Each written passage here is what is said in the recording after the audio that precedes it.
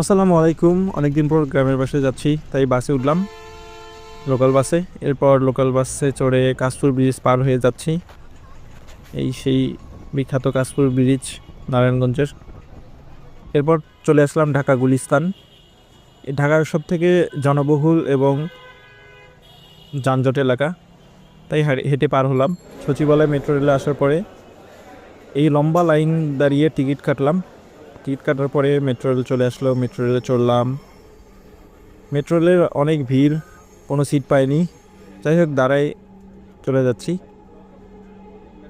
আমি দরজার পাশে দাঁড়িয়েছিলাম, দাঁড়িয়ে দরজার গ্লাস দিয়ে এই সুন্দর মুহূর্তগুলো পার করতেছিলাম। মেট্রো রেলে দাঁড়িয়ে এই সুন্দর দৃশ্যগুলো দেখতে খুবই ভালো লাগে। উপর থেকে ঢাকা শহরটা আসলেই খুব সুন্দর। শহরেরও একটা সৌন্দর্য রয়েছে, প্রচুর ভিড়। মেট্রো রেলে সবসময় ভিড় থাকে, কারণ নিচে অনেক বাস চলাচল করে, প্রচুর ভিড়, জ্যাম। দ্রুত সময়ে যাওয়ার জন্য মেট্রো রেলই বেস্ট। এরপর চলে আসলাম 10 নম্বরে। 10 নম্বর থেকে সরাসরি চলে আসলাম গাবতলী। আলহামরা কাউন্টার থেকে একটা টিকিট কাটলাম। এরপর বাস চলে আসলো। বাস চলে আসছে ঠিক 5:30টার পরে। 5:30টায় বাসটা যাত্রা শুরু হলো আমাদের।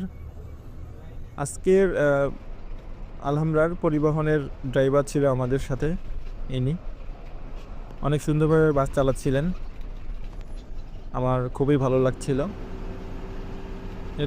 কিন্তু কিছুক্ষণ পরেই এনাদের আজকে যে ড্রাইভার ছিল উনি অনেক দ্রুত বাসটি চালিয়ে যাচ্ছিলেন। প্রতিটা বাস, ট্রাক সবগুলোকে ওভারটেকিং করে চলতেছিল। এনাদের সেবাগুলো অত্যন্ত সুন্দর। আমি যদি এখান থেকে বাসে যাই তাহলে সবসময় আলহামদুলিল্লাহ যাওয়ার চেষ্টা করি। এরপর ফুটবলে যে খাওয়া দাওয়ার পরে একটু ভিডিও করলাম।